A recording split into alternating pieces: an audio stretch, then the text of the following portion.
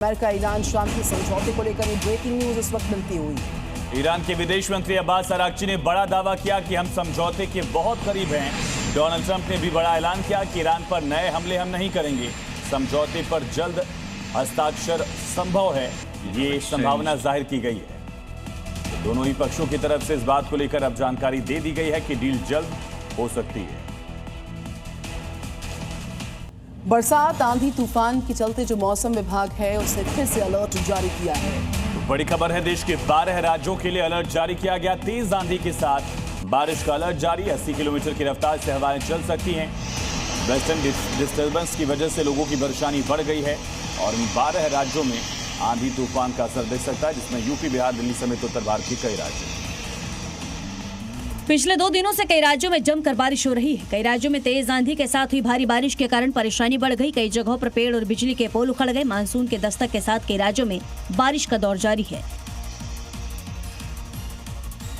Kerala, Karnataka, Tamil Nadu, Goa, Maharashtra, UP, Bihar, Jharkhand, Odisha, Assam, Meghalaya, Arunachal Pradesh, Nagaland, Manipur, Mizoram और त्रिपुरा। वहीं आज भी 12 राज्यों में भारी बारिश की संभावना है। यूपी, बिहार समेत कई राज्यों में तेज आंधी के साथ बारिश हो सकती है। मौसम विभाग ने 12 राज्यों के लिए अलर्ट जारी किया है। अल नीनो की शुरुआत हो चुकी है और आने वाले महीनों में इसका भयंकर असर चारों तरफ होगा, क्योंकि प्रशांत महासागर में समुद्र की सतह का तापमान सामान्य से ज्यादा गर्म होने लग गया है और इसका असर दुनिया भर के मौसम के चक्र पर पड़ेगा।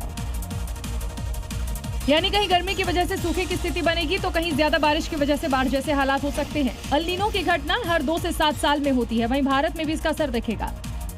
मानसून की हवाएं कमजोर होने से कई राज्यों में बारिश कम होगी।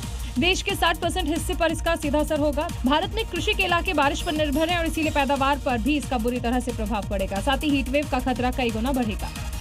मौसम के इस बदलते चक्र का सीधा असर आप पर पड़ेगा, क्योंकि सूखे की स्थिति में कम पैदावार होने से खाने पीने की चीजों के दाम बढ़ेंगे।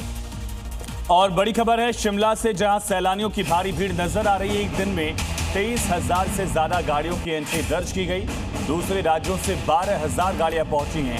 शिमला के शो के एंट्री पॉइंट से ये तादाद नजर आई है। 23,000 से ज्यादा गाड़ियां, जिसमें बाहरी राज्यों से 12,000 से ज्यादा गाड़ियां पहुंची। गर्मी से निजात पाने के लिए पर्यटक हिमाचल समेत पहाड़ी राज्यों की ओर रुख कर रहे हैं। हिमाचल के शिमला में पर्यटकों की भारी भीड़ देखने को मिल रही है।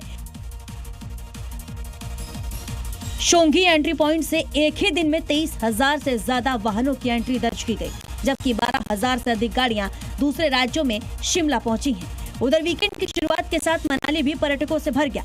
भारी संख्या में सैलानी कुल्लू मनाली पहुंच रहे हैं।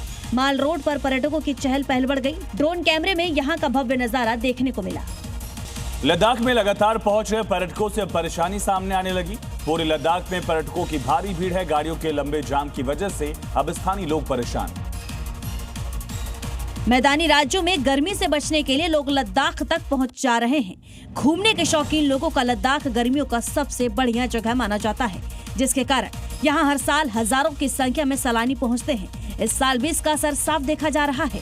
लद्दाख के खूबसूरत नुब्रा पैंगोंग मार्ग पर भारी ट्रैफिक जाम का वीडियो सोशल मीडिया पर तेजी से वायरल हो रहा है।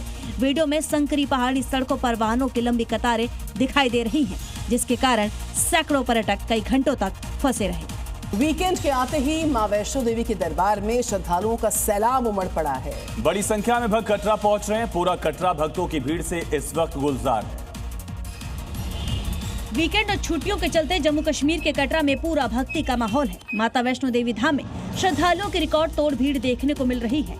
शनिवार और रविवार को भक्तों की भारी भीड़ है। देश के अलग अलग राज्यों से पहुंचे भक्त माता के दर्शन के लिए लंबी कतारों में नजर आए। भवन मार्ग से लेकर बाणगंगा और कटरा बाजार तक श्रद्धालुओं की भारी भीड़ लगी है।